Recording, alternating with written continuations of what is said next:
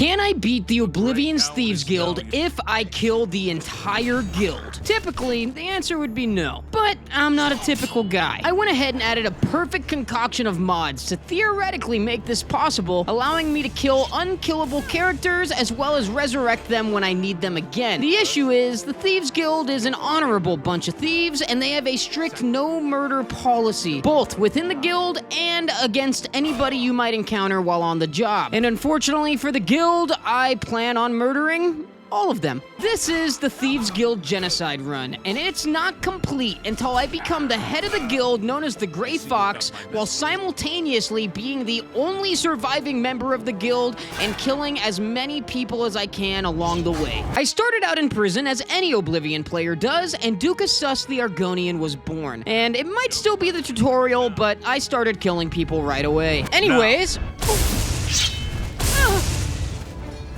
The main mod I'm using here to make this work is called Hilarity, and it comes with a plethora of god-level spells, but the only one I need is Resurrect. I took my liberties with other spells until I escaped the tutorial, however. After watching the Emperor get assassinated, I resurrected him just to kill him myself, and then I smited his last surviving bodyguard, Boris, taking his sword. This sword would be the primary murder weapon for the rest of this video. I made my way through the sewers to freedom, and then I headed straight to the closest thing to a headquarters the thieves have, the Imperial City waterfront. I talked my way into a beggar's good graces, and he let me know where and when I could attempt to join the guild. I met with Armand Christophe, our soon-to-be boss, Amuse, a fellow Argonian hoping to join the guild, and Metherdrill, somebody who I don't know if they're in the guild or not already. It's kinda up for interpretation. We were tasked with stealing a certain man's diary from his house, and though Amuse kinda just never showed up again, Metherdrell and I booked it straight there, and once inside, I murdered her in cold blood.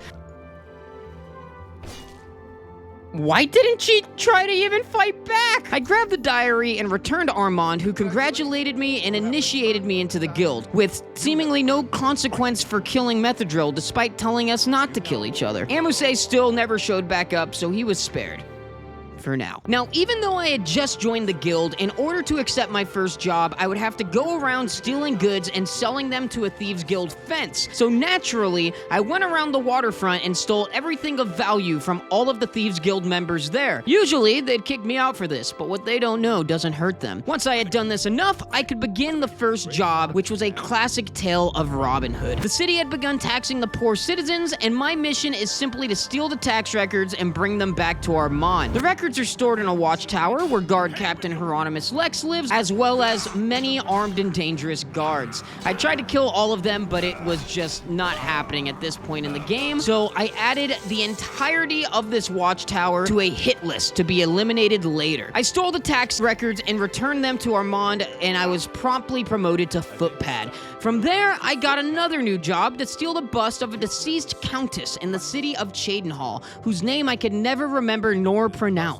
Lafasa Indaris. Once arriving in Cheydinhal, I discovered the exact location of this bust from a beggar. The bust was in the chapel's undercroft, guarded by a single guard, and I got in there and killed that guard, incurring my first blood price, a 1,000 gold fine to be paid to the guild for killing while on the job. And if this wasn't already obvious, this was going to become a regular occurrence. I stole the bust as well as robbed the actual grave of the countess, spawning her ghost, who was easily eliminated. Upon returning to the waterfront, guards had swarmed the place, looking for the very man who had sent me on this quest, Armand. I played this game enough to know that Metherdrill, the person we had already killed, was the person we needed to talk to progress this quest. So I returned to her body in the house I killed her in, brought her back to life, and got the information I needed. Before I left, I obviously killed her again. Now all I had to do was plant the bust in the home of a suspected Thieves Guild traitor, Mirvana, and then I persuaded guard captain Lex to come investigate her. Here we learned that she was actually the guard's informant, but he arrested her anyways as she was now cooked. Before they could leave, I made sure to kill them both. I also went next door and killed both of Metherdrill's roommates, just because why not? They're in the guild, it's bound to happen eventually. I returned to Armand and paid the blood price for the chapel guard. Somehow, Lex and Mirvana didn't increase this price, which I was okay with. Upon paying this toll, I completed my quest, and even though I was currently kicked out of the guild for killing those two members earlier, I still got promoted. I unfortunately couldn't afford to buy my way back into the guild, so I went to the Imperial City Marketplace to try try and earn some coin, but got arrested instead. With no money to pay the fine, I had to spend the night in jail and had like 6 of my stats get lowered. A small price to pay for the lifestyle I've chosen. I returned to the scene of my arrest and went into the Mystic Emporium, home of our Ellenway. This high elf is our best bet for selling non-stolen goods due to her low mercantile level and her fat stacks of cash. But due to her relevance in this challenge, she definitely was going on the hit list, and once her usefulness expires later on, we'll be back to kill her. I returned to Armand again, and he accepted my quote-unquote apology, allowing me back into the guild. He then informed me that for further jobs, I must report to Skriva in the city of Braville. This meant the time was nigh to exterminate most of the citizens of the waterfront for being guild members or associates. But before I could do that, I would need some money to pay for the repercussions. So I went ahead and started stealing stuff to sell to fences before I got kicked out of the guild and would no longer be able to use the fences. I started out with a weapon shop in Bruma where I stole everything right in front of the shop owner's face, and he just didn't see me somehow. As fun as this was, it did virtually nothing compared to the type of cash I needed, so I spent it all on lockpicks and sought out more lucrative stores. 2,000 gold later, I was ready. It took a lot of trial and error, like a lot. Oh gosh. He survived. Not today, guards. Look at, he's hiding behind the guard. What is this? He's not doing much to help you, guy.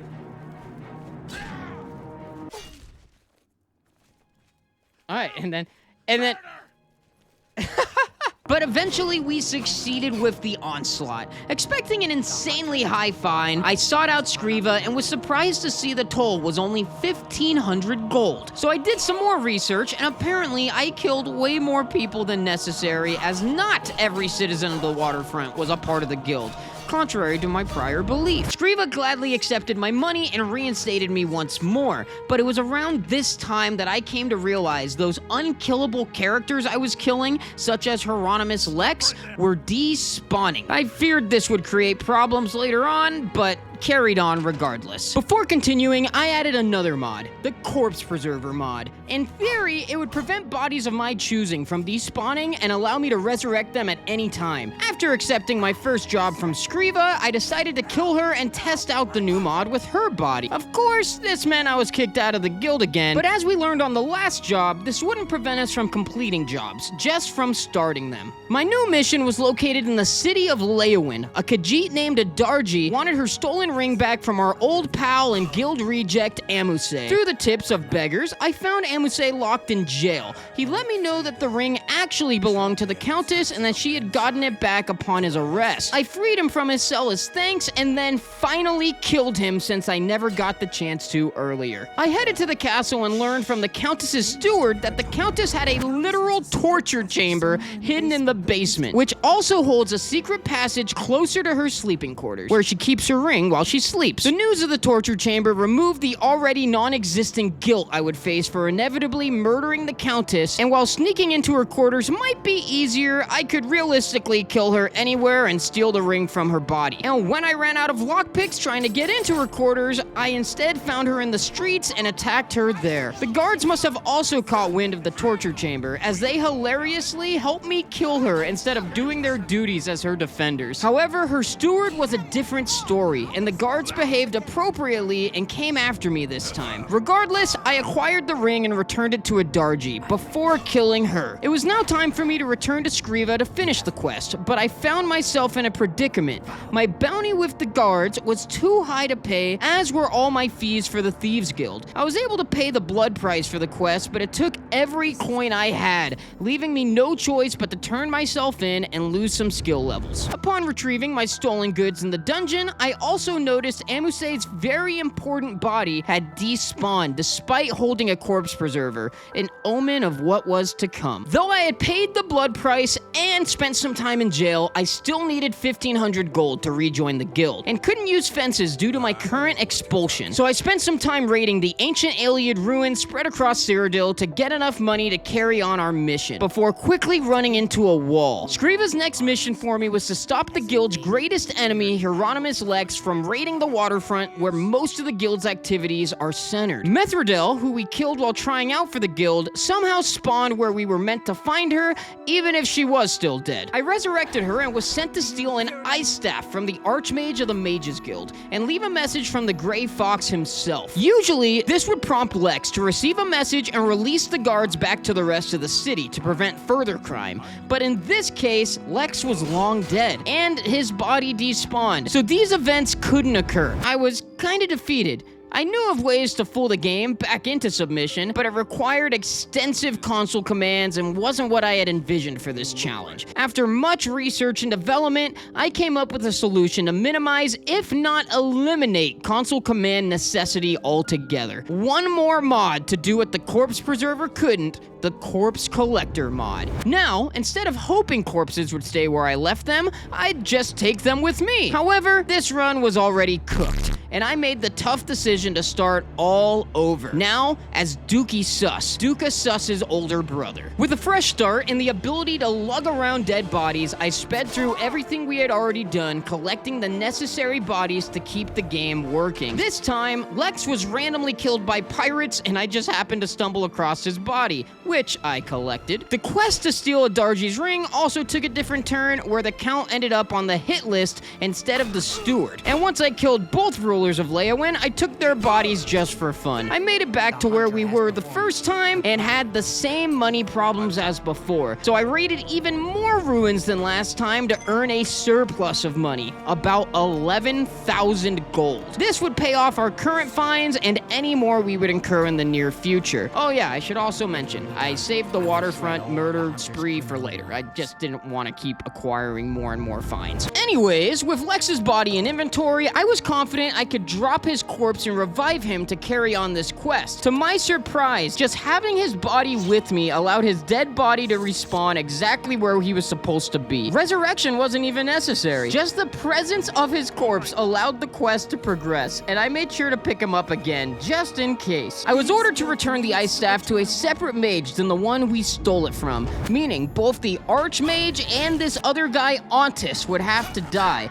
I took care of them immediately, running my blood price up to 2,000 gold, which was easily payable with my new fat stacks. Scriva, of course, had another mission for me, this time to find a fellow guildmate and ensure his job was successful. I headed to Skingrad for the first time and discovered this thief had been arrested, and I need to get into the dungeon for more details. I took a job as a slop drudge from the Count's butler Shrum and got the jailer to let me into the dungeon to feed the prisoners. Of course, this meant Shrum and the jailer were now on the hit list. In the dungeon, the only prisoner present informed us about our guy and an Argonian prisoner, who were both taken away by the Pale Lady. Luckily for us, the Argonian put up a fight and left a trail of blood for us to follow, but of course, we had to kill this prisoner before anything else. I followed the trail of blood through a series of secret passages where I eventually came across our guildmate who was already dead, the Pale Lady herself who turned out to be a vampire, and our old pal Amuse, whose body had escaped our inventory and also laid dead inside a cell. If you couldn't tell, he's not supposed to be dead. I killed the Pale Lady, a kill free of a blood price,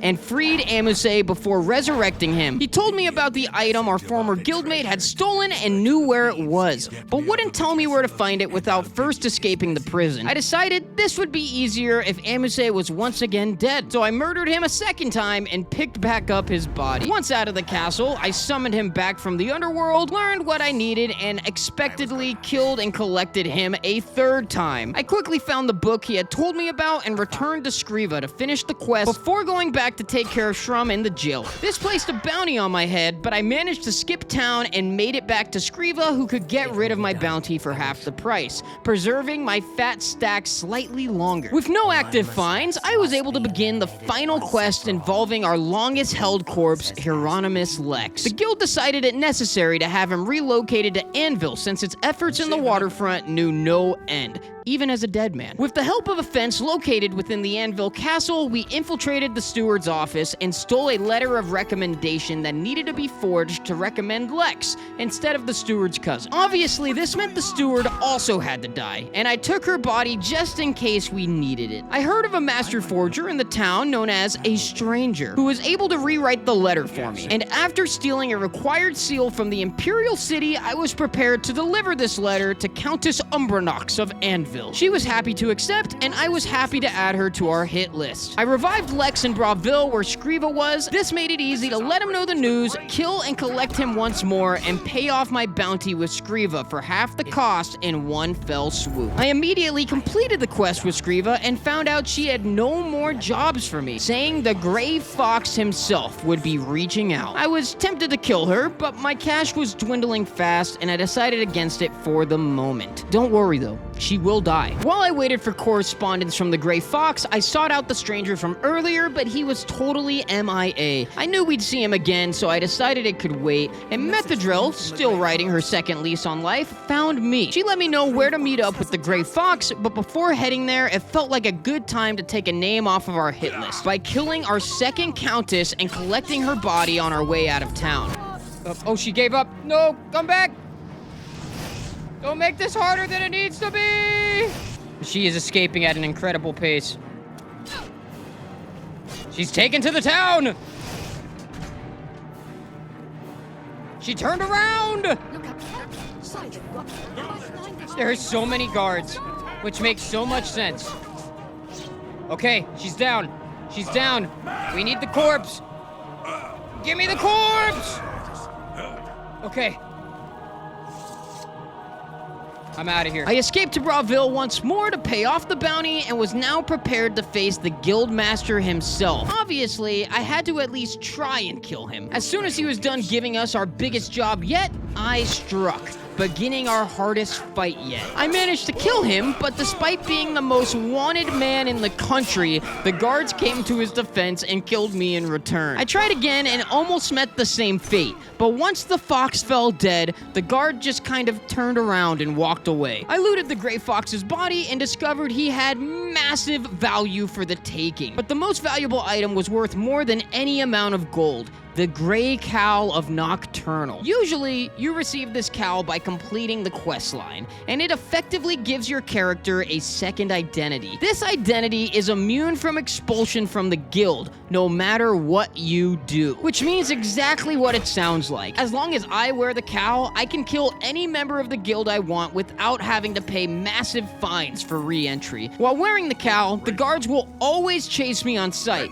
and give me no option to pay my fines or go to jail, leaving me the single option of fighting back. This sounds annoying and inconvenient on the surface, however, any bounty I accumulate in the cowl only exists while I continue to wear the cowl. As soon as I take it off, I'm an innocent man. All of this combined with the amount of coin I made selling the fox's other loot had freed me from ever having to grind for coins again. I now had options without consequences. I could either begin the Gray Fox's job for me, the impostor Gray Fox, or I could start my true genocide of the Thieves Guild. I decided to dabble in the latter and approach Scriva once more. She would be the first victim. I killed her, but not before she could ironically call the guards for help. I grabbed her body and ran all the way to the Imperial City to escape the guards. Usually, the guards will give up on their chase at a point, but this guard was built different. Even though I removed the cowl, he still traveled for days to find me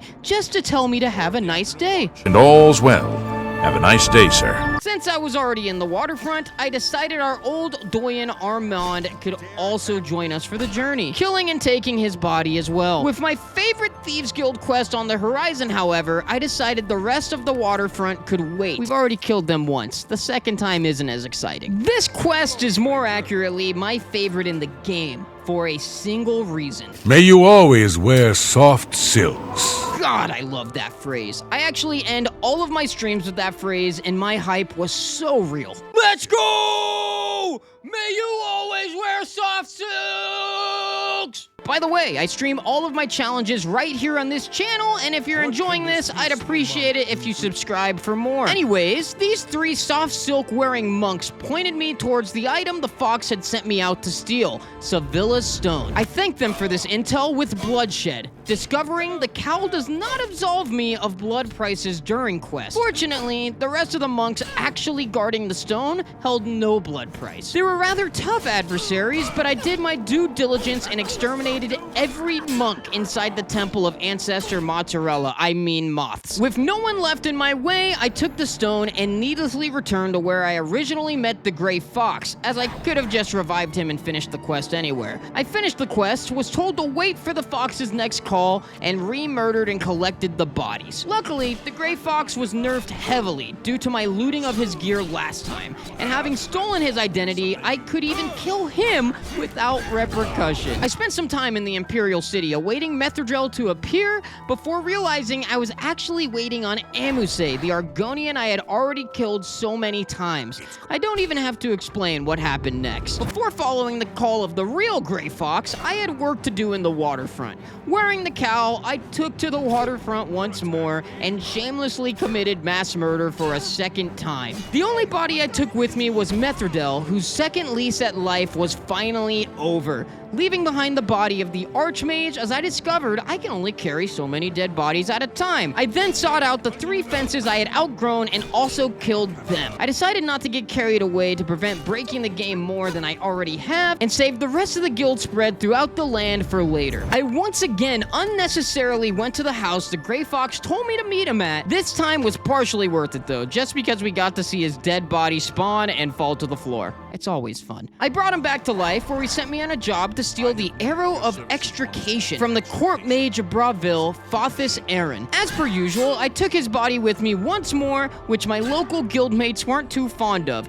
resulting in the deaths of the only 2 guild members in the city of Coral. Before heading to Braville, I made a stop at our current fence as I was carrying too much weight without the cowl, which increases my carry weight. I ended up with 10,000 gold and realized I probably wouldn't need more than that since I only had blood prices from here on out. As such, Orin met his end. I headed to Braville's castle, found Fothis' secret passage to his tower, and killed every guard he had placed in my way, monster, human, and giant slaughterfish alike. Upon reaching his tower, Fothis expedited his own death by attacking me first, and I was able to clear the entire Tower of Life and take the arrowhead of the arrow I was sent to retrieve. Instead of returning to the house we last killed the Gray Fox, I thought it'd be fun to take him to the Temple of Soft Silks and finish this quest there. As before, he told me to await his next call before retaking his rightful place in my inventory. Before reviving Amuse for the 5th time, I went ahead and did a non-guild quest called Nocturnal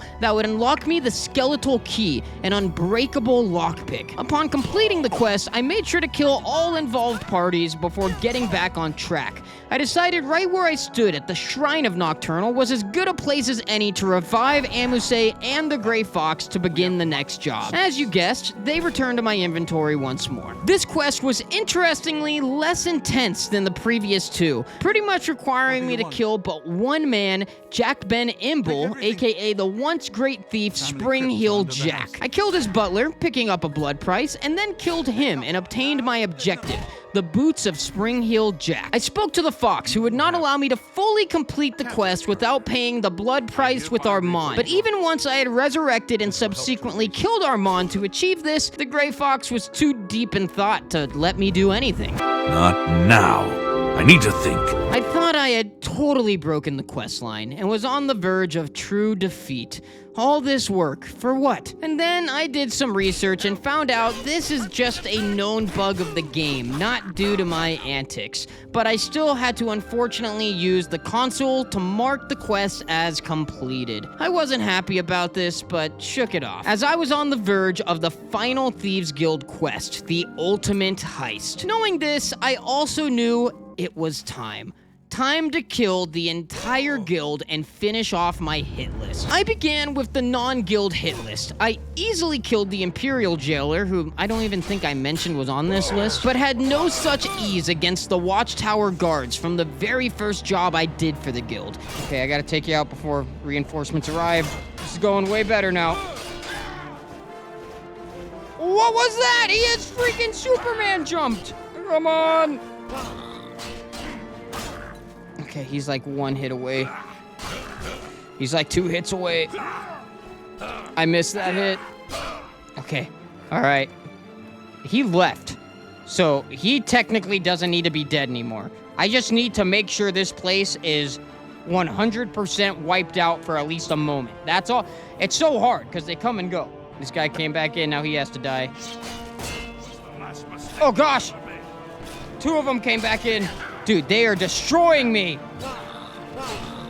Go down! I have to give up. They have calmed down now that I took the cowl off. Nice. Nice. By the 9 divines. What's going on?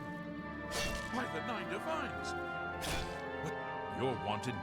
There is a little bit of a trick there that is working well, getting their health really low before they gear up, because the armor is like half of the battle here. Once they put the armor on and they equip their weapons, like, we're cooked. Do your best.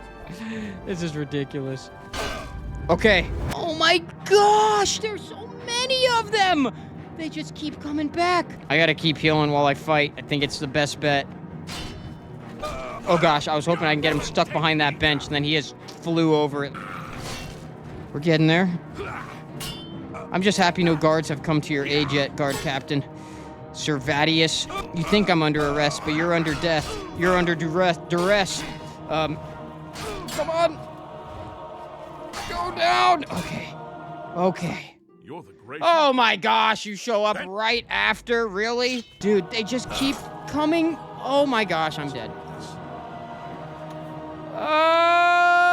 Taking that off. A wise choice. It is only on the main floor right now. There are living guards. And if I am lucky, they will all be leaving for a shift. You're the gray fox. No, he is right here in my face. My ears says so. Oh? We gotta inspect right now. We've got to inspect right now.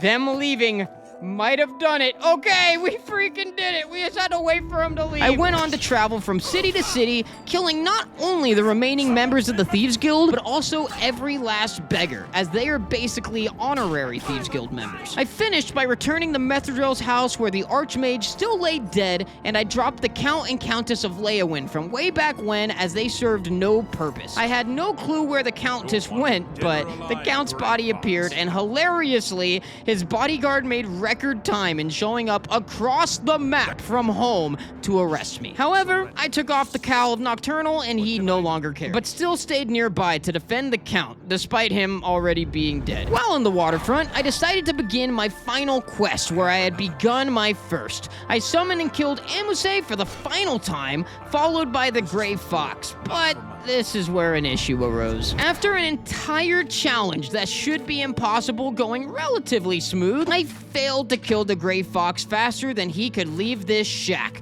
and he vanished from the entire game. Typically, I would just reload a save and prevent him from walking through that door, but my last save was hours behind this moment, and as I said in the beginning, I'm not a typical guy. So, I returned for one last time to the Temple of Ancestor Moths, and against my better wishes, used a series of console commands to rematerialize the Gray Fox here. Through this very funky process, he had become totally re-equipped with everything I had looted from him so long ago. I had already begun the quest before his disappearance, so all I had to do was kill him in an epic Gray Fox versus Gray Fox battle. This is for all the soft silks! Okay, we did it. We have done it. I emerged victorious and truly took on my role as the impostor Gray Fox. I looted his body for a final time and equipped everything he had equipped before his death. I collected his corpse, finished off the guild members left in the Imperial City, and headed to the palace where I would be stealing an Elder Scroll. the namesake of the entire series. The first step was to activate a ginormous hourglass, which was protected by a single guard, meaning this guard would be my first victim of many inside of the palace. I activated the hourglass and then found my way deeper into the palace through the sewers, which eventually led me to an abandoned escape route built for the Emperor that had since been forgotten. I painstakingly fought my way through these tunnels, not skipping a single enemy, as is only right of a true genocide route. Eventually, I arrived at the final obstacle between me and infiltrating the palace. Upon starting this job, the Grey Fox had given me the completed Arrow of Extrication and the boots of Springheel Jack back, saying they'd be necessary, and they were. Using a bow I acquired within the tunnels, I had to shoot the arrow into a keyhole.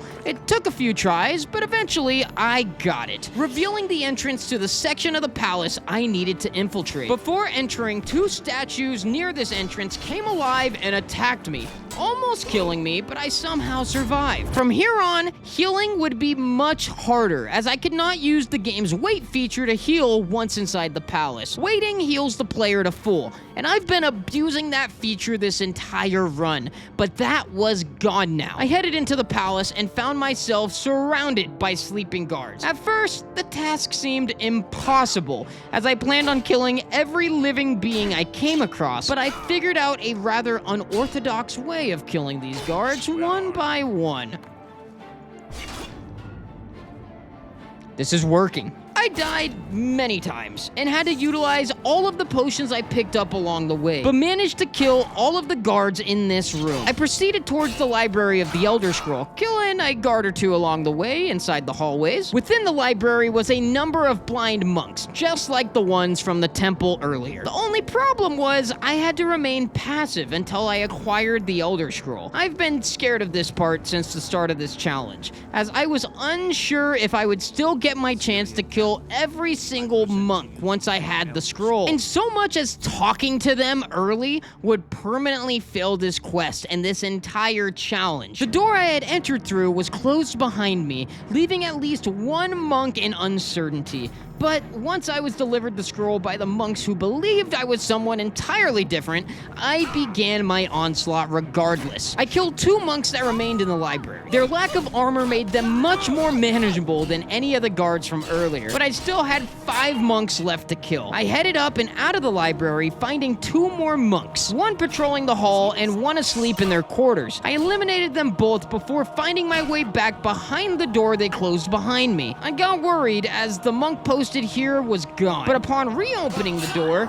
3 more monks appeared from somewhere, and once dead, I had successfully killed all of the monks. This left 2 more people between me and my escape, 1 guard and the palace mage. The guard was as challenging as all the rest, and the mage, despite having no armor, was surprisingly strong. I was lucky to get a sneak attack off while she was sleeping and fought with all my might to finish the job, and once I did that, I had done it. I had escaped the palace, wearing the boots of Springheel Jack to survive a great fall. Navigating my way back out of the tunnels, I could now resurrect the Grey Fox right here in the open and deliver him the Elder Scroll. And just when I thought I was home free, this sly fox threw a wrench in my plan and vanished into thin air. I knew where to find him next, so I didn't panic, but I quickly realized the final boss was yet to come. Before disappearing, he gave me his wedding ring and told me to bring it to the Countess of Anvil, who I still was holding in my inventory. I returned her to her castle and resurrected her, while the stranger from earlier watched. I presented her the ring, and the stranger approached. He revealed that he was the Grey Fox all along. Ooh. And that his real name was Corvus, her husband. He put his life of crime behind him and presented me with another Grey Cowl of Nocturnal, officially turning me from the impostor Grey Fox to the real deal. I was now the Guildmaster, and Corvus was once again made the Count of Anvil, aka the only thing that stood between me and being the sole member of my guild. This was my final boss moment. I had to kill the Grey Fox and the Countess once more to claim victory over my challenge, and it was not easy. You're wanted. I know I'm wanted dead or alive, okay? Come on, we can get him. We could get him. Yes. Yes, okay, pick his body up. We got it. She's sitting back down for some weird reason. I love it how as soon as I get the kill, they say, history has been rewritten. No. Wait, he came back? He resurrected as the Count? No, don't leave the castle. Please don't leave the castle.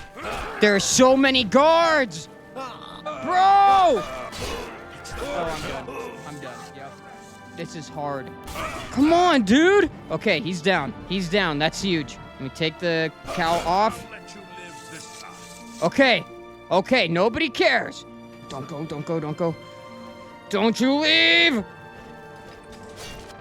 Okay, she left. I'm hoping for the best right now. She's booking it. History has been rewritten. Come on. Come on, no!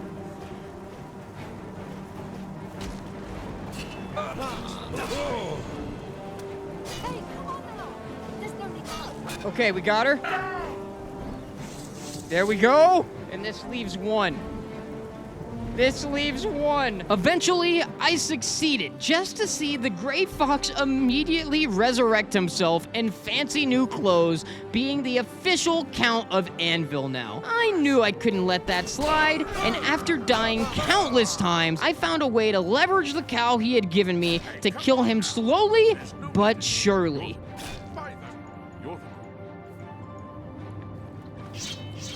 Okay. Technique? Oh? I might have just freaking glitched this game in the perfect way. Yes. Dang it! He glitched his way back through! If I keep equipping and unequipping. You're wanted. Okay. I accept. This is getting it done. Yeah. We did it! We freaking did it. He's dead. Corvus Umbernox is dead, and with the final swing of my blade, I succeeded in it all. I was the Guildmaster, Destroyer, and sole survivor of the Thieves Guild. With my genocide route fully completed, I was ready to begin anew with my new guild, the Corpses Guild. And, of course, May you always wear soft silks.